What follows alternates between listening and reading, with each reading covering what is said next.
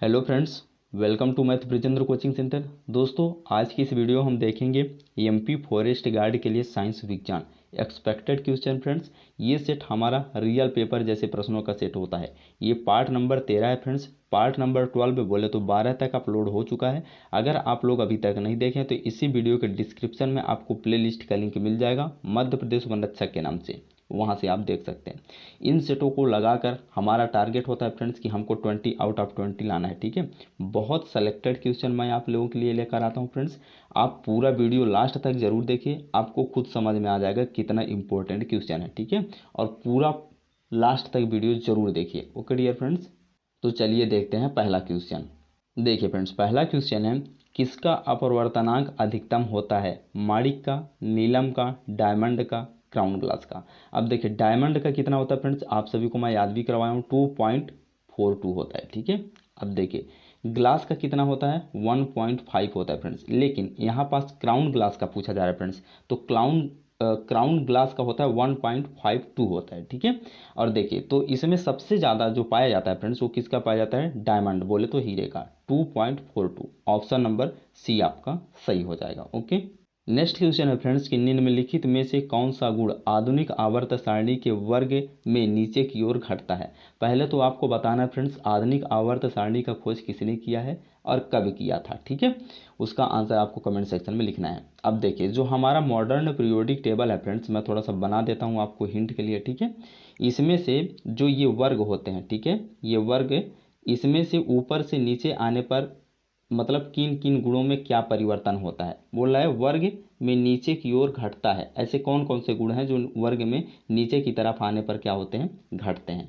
देखिए पहला है परमाणु त्रिज्या। अब परमाणु त्रिज्या जो होता है फ्रेंड्स, नीचे की तरफ आते समय घटता नहीं है फ्रेंड्स, बढ़ता है। क्यों सर? देखिए मान लीजिए कि हालिना हाइड्रोजन, हीलियम, हाइड्रोजन, लिथियम, ठीक है, सोडियम, पोटेशियम, नीचे आने पर परमाणु क्रमांक बढ़ता है फ्रेंड्स।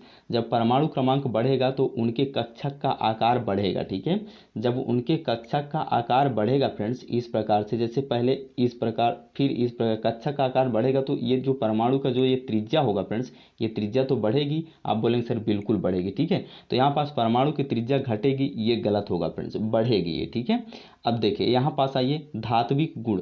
अब देखिए फ्रेंड्स, जब पीरियोडिक टेबल में आप ऊपर से नीचे की तरफ आते हैं फ्रेंड्स, तो जो धात्विकता की गुण होती है वो बढ़ती जाती है फ्रेंड्स, घटती नहीं है, बढ़ती जाती है। ठीक है, तो ऑप्शन नंबर सी भी नहीं होगा। ठीक है, आगे देखिए अधात्विक गुण। हाँ फ्रेंड्स, जब नीचे की तरफ आने पर धात्विक गुण बढ़ रहा है तो अधात्विक गुण क्या होगा? घटेगा, डायरेक्ट अपोजिट है। तो ये ऑप्शन नंबर डी भी सही होगा। और देखिए डी तो सही हो गया, ए और सी गलत है। ठीक है, और देखिए इलेक्ट्रोनेगेटिविटी, ये जो होता है फ्रेंड्स, ये वर्ग में ऊपर से नीचे की तरफ आने पर विद्युत ऋणात्मकता घटती है फ्रेंड्स। ऑप्शन नंबर बी भी सही होगा। ठीक है, तो यहाँ पास बी एंड डी दोनों सही होंगे। ठीक है, यहाँ पास कुछ ऑप्शन में इस प्रकार था फ्रेंड्स कि पहले में दे दिया था ए एंड डी, ठीक है, और ऑप्शन नंबर बी में दिया गया था डी एंड बी। ठीक है, इस प्रकार से ऑप्शन थे फ्रेंड्स, मैं ऑप्शन लिखना यहाँ पास भूल गया, तो इसका आंसर आपका बी एंड डी दोनों हो जाएगा। ठीक है फ्रेंड्स, आई होप ये क्वेश्चन आप सभी को समझ में आ गया होगा। ओके फ्रेंड्स, अब देखेंगे अगला प्रश्न।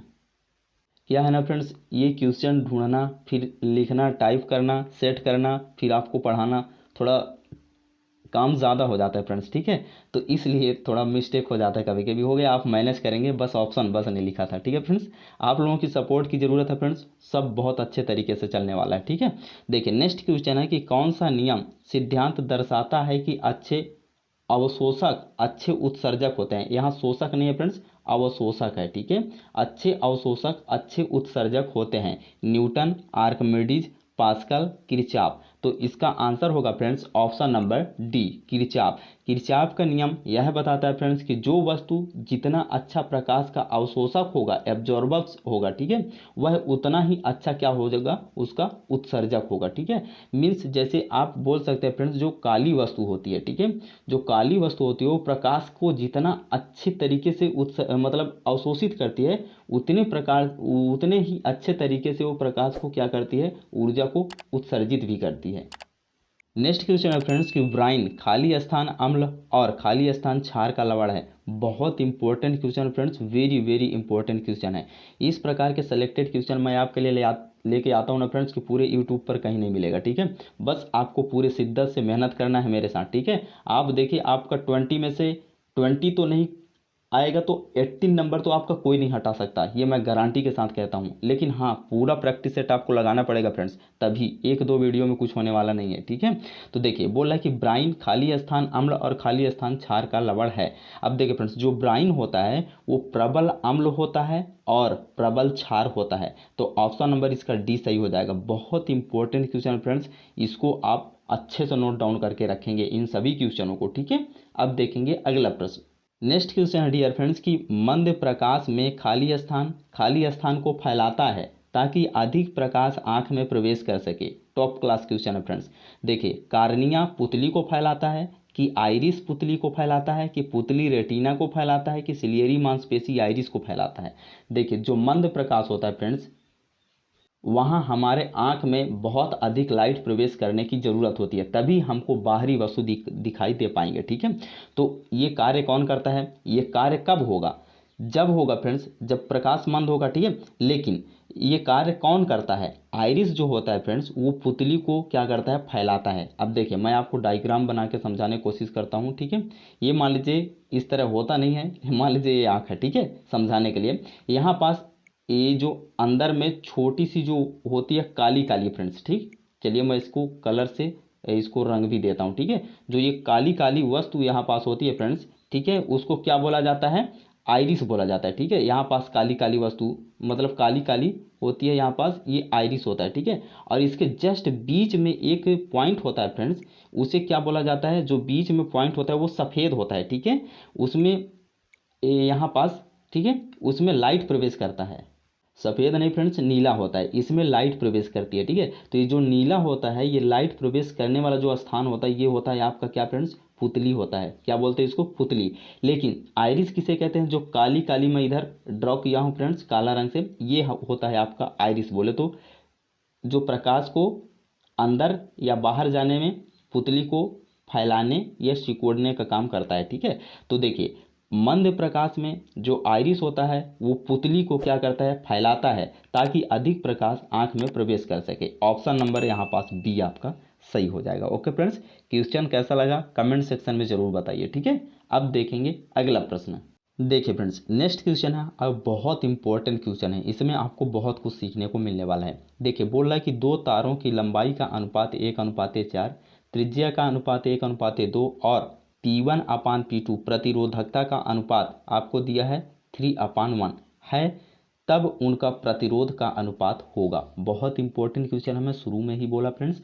देखिए, आपको प्रतिरोध निकालने का फार्मूला होता है फ्रेंड्स, ये आपको याद होना चाहिए। R बराबर प्रतिरोधकता, ठीक है, L/A, लंबाई अपान एरिया, ठीक है। तो आपको प्रतिरोध निकालना है फ्रेंड्स, ठीक है। दो तार हैं फ्रेंड्स, ठीक है, तो दोनों का प्रतिरोध का अनुपात निकालना है। तो यहाँ से हम पहले वाले तार का निकालेंगे और यहाँ से हम R2 निकाल लेंगे दूसरे वाले तार का, ठीक है। इसका भी फार्मूला क्या हो जाएगा फ्रेंड्स? प्रतिरोध बराबर होता है रो इंटू L, लंबाई अपान एरिया, ठीक है। तो चलिए निकालते हैं फ्रेंड्स। अब देखिए, यहाँ से हम प्रतिरोधकता का अनुपात क्या दिया? 3:1। तो P1 बोले तो R1 का इधर का प्रतिरोधकता, पहले वाले तार का प्रतिरोधकता कितना दिया है? 3 दिया है, तो हम लिख लेंगे 3, ठीक है। मल्टीप्लाई, देखिए लंबाई कितना दिया है फ्रेंड्स? लंबाई का अनुपात दिया है 1:4, तो इसका लंबाई 1 हो जाएगा, ठीक है। अब नीचे एरिया लेना है फ्रेंड्स। जैसे मान लीजिए कि ये एक वायर होगी, ठीक है। जब ये वायर होगी फ्रेंड्स, तो इसमें लंबाई तो होगी ना, लंबाई होगी प्लस क्या होगी? इसका एरिया भी होगा, ठीक है। तो इसका हमको क्या निकालना पड़ेगा? एरिया निकालना पड़ेगा, ठीक है। तो ये मान लीजिए वायर है, ठीक है। अब यहाँ पास इसका एरिया कैसे निकालेंगे हम? πr² से। क्यों? क्योंकि यहाँ पास आपको वृत्त दिया है फ्रेंड्स, ठीक है। दोनों तरफ वृत्त के समान ही तो गोलाकार होगा फ्रेंड्स। और आपको त्रिज्या भी दिया है, तो त्रिज्या आपको कितना दिया है? रेडियस पहले वाले तार का 1 अनुपात में दिया है। तो हम इसका जब क्षेत्रफल निकालेंगे फ्रेंड्स, तो क्या होता है वृत्त का क्षेत्रफल पाई आर का स्क्वायर होता है। ठीक है, तो देखिए पाई हम इधर लिख देंगे और इधर भी पाई लिख देंगे, तो पाई दोनों तरफ तो क्या हो जाएगा, कट जाएगा फ्रेंड्स। ठीक है, तो पाई से हमको कोई मतलब नहीं है। आगे देखिए आर का स्क्वायर, त्रिज्या पहले वाले का त्रिज्या कितना दिया है, एक, कि एक का स्क्वायर कितना हो जाएगा, एक ही। ठीक है, अब इधर हमारा सॉल्व हो गया फ्रेंड्स R1। अब चलिए चलते हैं R2 के पास। ठीक है, अब देखिए R2 में भी हमको प्रतिरोधकता कितना दिया है, 3/1 था ना, तो इसका प्रतिरोधकता 1 हो जाएगा। ठीक है, ध्यान से देखिए फ्रेंड्स, बहुत अच्छे समझाने की कोशिश कर रहा हूँ। ठीक है, लेंथ कितना दिया है इस वायर का, सेकेंड वाले वायर का, आप बोलेंगे सर यहाँ पास लेंथ का अनुपात दिया है 1/4 दिया है ना, तो ये सेकेंड वाले वायर का कितना हो जाएगा, आप बोलेंगे सर 4 हो जाएगा। ठीक है, तो इसका मल्टीप्लाई 4 से हो जाएगा, ये लंबाई हो गया। ठीक है, और नीचे देखिए एरिया इसका कैसे निकालेंगे, इसी प्रकार निकालेंगे फ्रेंड्स, पहले वाले जैसे वायर का निकाले थे। ठीक है, तो इसकी त्रिज्या कितना दिया हुआ है, आप बोलेंगे सर 2 दिया है। ठीक है, तो पाई लिखेंगे तो पाई और का पाई तो कैंसिल हो जाएगा दोनों में फ्रेंड्स। ठीक है, अब आर का स्क्वायर, तो इधर 2 है तो 2 का स्क्वायर कितना हो जाएगा, 4 हो जाएगा। बस इन दोनों को क्या निकाल लेना है हमको, रेशियो। ठीक है, तो देखिए 1 से 1 डिवाइड हो जाएगा तो इधर 3 आ जाएगा। ठीक है, इधर देखिए 4 से 4 डिवाइड हो जाएगा तो 1 आ जाएगा, तो 1 1 कम 1 आ जाएगा। तो इन दोनों को प्रतिरोध का अनुपात कितना हो जाएगा, 3:1 हो जाएगा फ्रेंड्स। देखिए किस ऑप्शन में दिया है, ऑप्शन नंबर बी आपका सही हो जाएगा।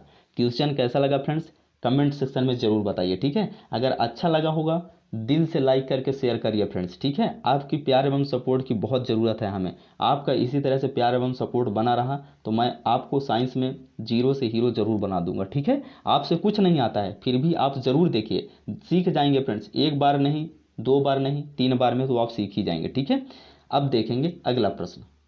नेक्स्ट क्वेश्चन है डियर फ्रेंड्स, किस चश्मे के लिए किस प्रकार के कांच का उपयोग किया जाता है, क्योंकि यह अल्ट्रावायलेट यूवी किरणों को अवशोषित करता है। जेना ग्लास, क्राउन ग्लास, शीतल कांच, कठोर कांच। तो इसका आंसर क्या हो जाएगा, ऑप्शन नंबर बी, आप सभी को आता भी होगा, क्राउन ग्लास हो जाएगा। ठीक है फ्रेंड्स, अब आगे क्वेश्चन नहीं है फ्रेंड्स, मैं आज आपके लिए इतना ही क्वेश्चन लेके आ पाया। ठीक है, अगर वीडियो पसंद आया फ्रेंड्स तो प्लीज़ वीडियो को एक लाइक ज़रूर करेंगे फ्रेंड्स, और शेयर ज़्यादा से ज़्यादा करिए फ्रेंड्स, आपकी प्यार एवं सपोर्ट की बहुत ज़रूरत है। ठीक है, और चैनल पर बहुत सारे स्टूडेंट्सों को जल्दी से जल्दी ऐड करिए। ठीक है, टेक केयर, लव यू, मिलते हैं अगले वीडियो में। वीडियो देखने के लिए आप सभी को धन्यवाद।